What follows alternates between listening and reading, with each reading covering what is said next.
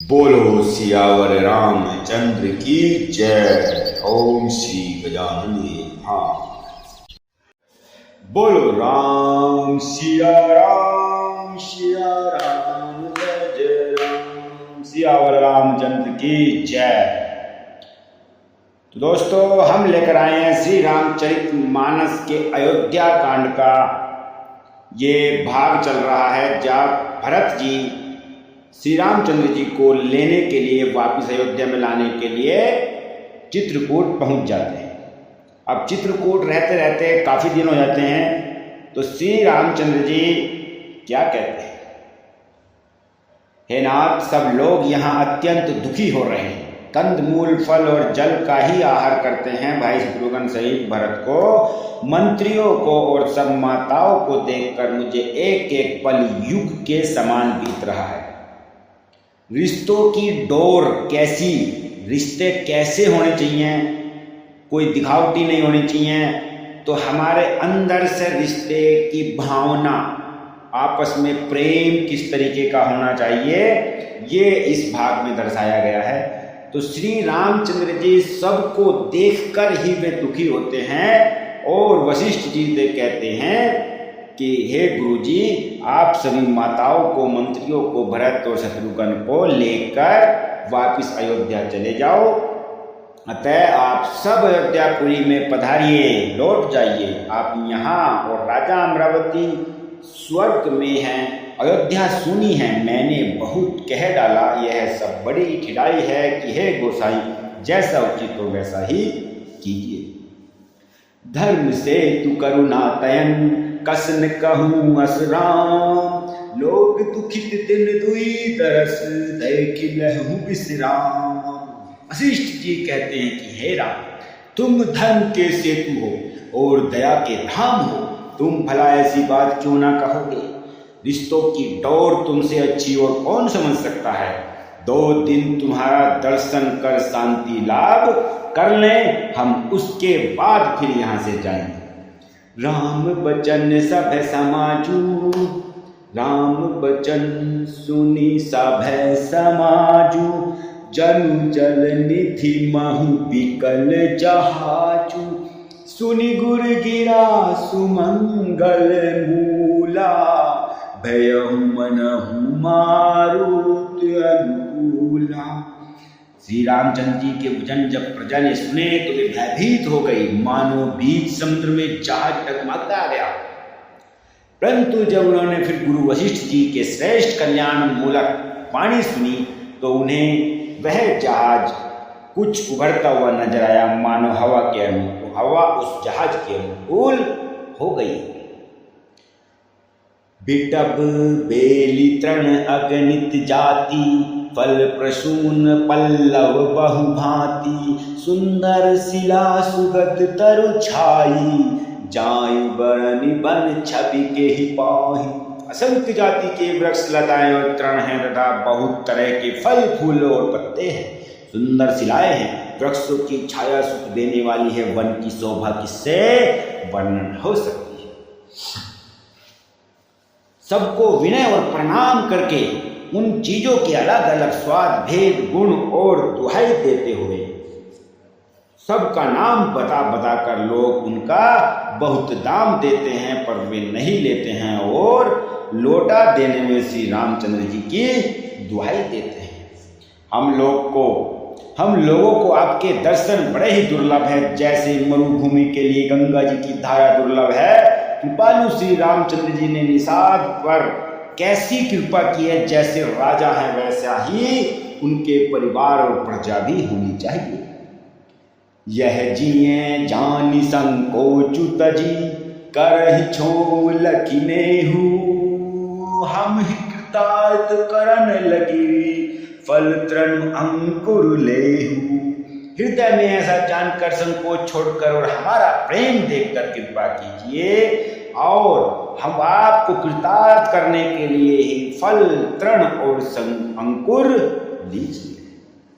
जब से प्रभु के चरण कमल देखे तब से हमारे दुख, सुख और दोष मिट गए।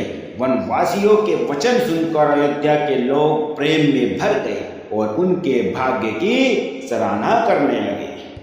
लेकिन इसी बीच सभी के मनों में एक ही बात चल रही है, और वो क्या है? लोग कहूँ वेद विदित कभी कहें, राम विमुख थलु नरक न लहें।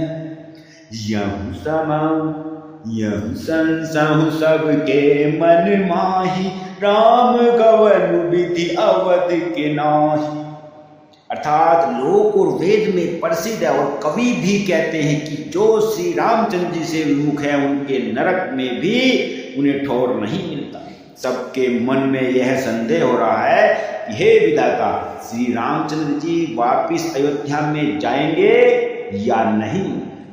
यह सोच सोचकर सब अपने हृदय में विषाद कर रहे हैं, दुख कर रहे हैं, और कहते हैं निसीन नींद नहीं भूख दिन भर तू, बिकल सुचि सोच, नीच कीच बिच मगन जस मन ही, सलील संकोच।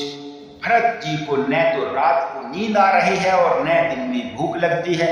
वे पवित्र सोच में ऐसे विकल हैं जैसे नीचे के कीचड़ में डूबी हुई मछली को जल की कमी से व्याकुलता हो रही है। माता के मिस्से काल की कुचाल की है, जैसे धान के पकने समय इतनी का भय हो और उपस्थित हो। अब श्री रामचंद्र जी का राज्याभिषेक किस प्रकार, मुझे तो एक ही उपाय अब सूझ रहा है। गुरु जी की आज्ञा मानकर तो श्री राम जी अवश्य ही अयोध्या को लौट चलेंगे, परंतु मुनि वशिष्ठ जी तो श्री रामचंद्र जी की रुचि जानकर ही कुछ कहेंगे। माता कौशल्या के कहने से भी श्री रामचंद्र जी लौट सकते हैं, पर भला श्री रामचंद्र जी को जन्म देने वाली माता क्या कभी हट करेगी?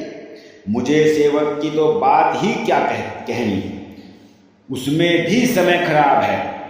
यदि और विधाता प्रतिकूल है, यदि मैं हट करता हूं तो यह घोर कुकर्म होगा, क्योंकि सेवक का धर्म शिव जी के पर्वत कैलाश से भी भारी होता है।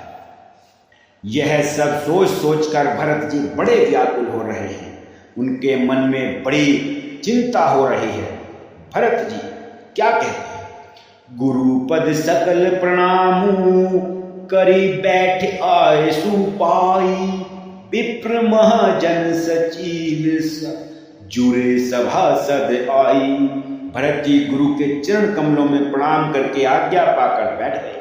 उस समय ब्राह्मण महाजन मंत्री आदि सभी सभासद आकर वहां पर बैठ जाते हैं, और श्रेष्ठ मुनि वशिष्ठ जी समयोचित वचन बोले, हे सभासदों, हे सुजान भरत, सुनो, सूर्य कुल के सूर्य महाराज श्री रामचंद्र जी धर्म धुरंधर और स्वतंत्र भगवान है। वे सत्य प्रतिज्ञा और वेद की मर्यादा के रक्षक हैं। श्री रामचंद्र जी का अवतार ही जगत के कल्याण के लिए हुआ है। वे गुरु पिता और माता के वचनों के अनुसार चलने वाले हैं। दुष्टों के दल का नाश करके और देवताओं के हितकारी हैं। नीति, प्रेम, परमार्थ और स्वार्थ को श्री रामचंद्र जी के समान यथार्थ कोई नहीं जानता है।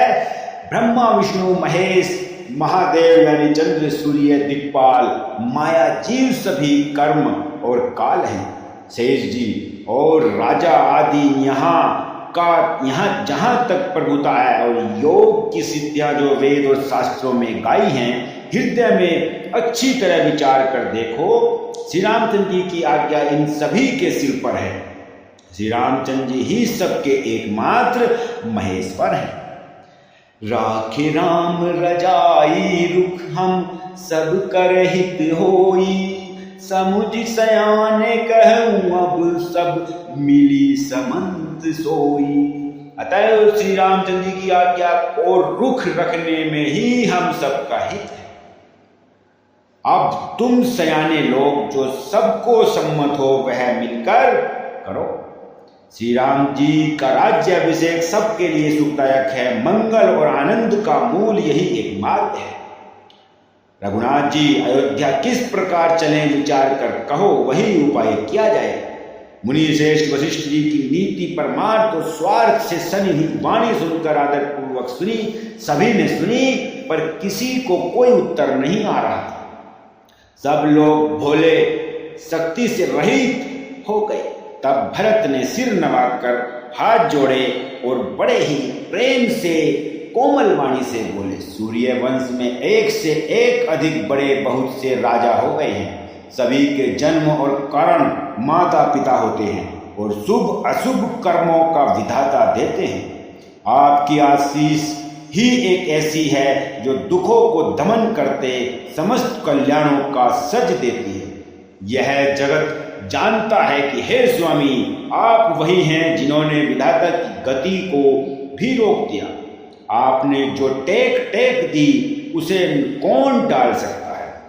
आप ही मुझसे उपाय पूछते हैं, यह सब मेरा अभाग्य है। भरत जी के प्रेम में वचनों को सुनकर गुरु जी के हृदय में बहुत बड़ा प्रेम उमड़ आया और वे बोलते हैं कि हे तात, हे भरत, बात यह है सत्य है, पर हे राम जी की कृपा से ही राममेव को तो स्वप्न में भी सिद्धि नहीं मिलती। हे तात, मैं एक बात कहने में सकुचाता हूँ। बुद्धिमान लोग सर्वस्व जाता देखकर आधे की रक्षा के लिए आधा छोड़ दिया करते हैं। अतः तुम दोनों भाई भरत और शत्रुघ्न वन को जाओ और लक्ष्मण, सीता और श्री रामचंद्र जी को लौटा दिया जाए। यह सुंदर वचन सुनकर दोनों भाई हर्षित हो गए और उनके सारे अंग परमानंद से परिपूर्ण हो गए। उनके मन प्रसन्न हो गए, शरीर में तेज सुशोभित हो गया, मानो राजा दशरथ जी उठे हों और श्री रामचंद्र जी राजा हो गए हों। अन्य लोगों को तो इसमें लाभ अधिक और हानि कम प्रतीत हुई, परंतु रानियों को दुख सुख समान ही थे। राम लक्ष्मण वन में रहे या भरत शत्रुघ्न, दो पुत्रों का वियोग तो रहेगा ही, यह समझकर वे सब रोने लगे। श्री रामचंद्र जी और सीता जी हृदय की जानने वाली हैं और आप सर्वज्ञ तथा सुजान हैं। यदि आप यह सत्य कह रहे हैं तो हे नाथ, अपने वचनों को प्रमाण कीजिए और उनके अनुसार व्यवस्था कीजिए। भरत जी के वचन सुनकर और उनका प्रेम देखकर सारी सभा सहित मुनि वशिष्ठ जी विधेय हो गई, उनके प्रति प्रसन्न हो गई। भरत जी की महान महिमा समुद्र है, मुनि की बुद्धि उनके तट पर अबला स्त्री के समान खड़ी है। मुनि वशिष्ठ जी के अंतरात्मा को भरत जी बहुत अच्छे लगे और वे समाज सहित श्री रामचंद्र जी के पास आ गए। प्रभु श्री रामचंद्र जी ने प्रणाम कर उत्तम आसन दिया। सब लोग मुनि की आज्ञा सुनकर सुनने के लिए बैठ गए। श्रेष्ठ मुनि जब कहते हैं और क्या बोलते हैं, बोले मुनि बर बचन विचारी, देश काल अवसर अनुहारी, सुनहु राम सर्वज्ञ सुजाना, धर्म नीति गुण ज्ञान निधाना। श्रेष्ठ मुनि देश काल और अवसर के अनुसार विचार करके वचन बोलते हैं। हे सर्वज्ञ, हे सुजान, हे धर्म नीति गुण और ज्ञान के भंडार, राम जी सुनिए।